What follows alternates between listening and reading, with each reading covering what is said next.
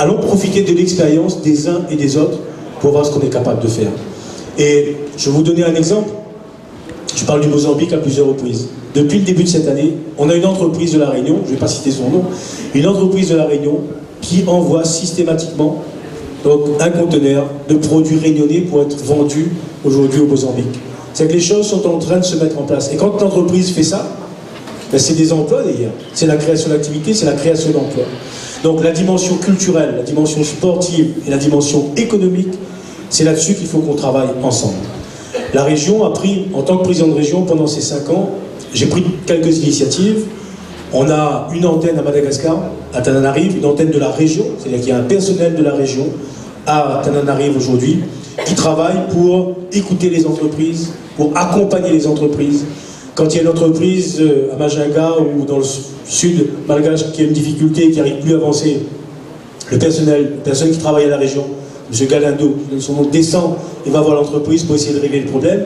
On essaie, nous, à Madagascar, d'avoir un pôle pour faciliter les échanges. On a ouvert à Maurice, en début de cette année, une antenne de la région à Maurice, donc à Ebel.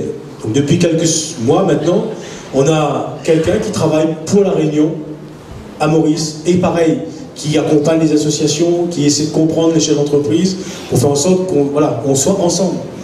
Au Mozambique, dans le prochain mandat, à partir de 2016, on va ouvrir une pépinière d'entreprises. C'est-à-dire que c'est la région Réunion qui va prendre en charge une partie du loyer, le secrétariat, etc., pour les entreprises de la Réunion et des autres îles, parce que j'ai proposé ça notamment au ministre mauricien, donc des Affaires étrangères, pour qu'on travaille ensemble pour avoir un lieu là-bas au Mozambique pour la porte d'entrée pour entrer après en Afrique, à Maputo.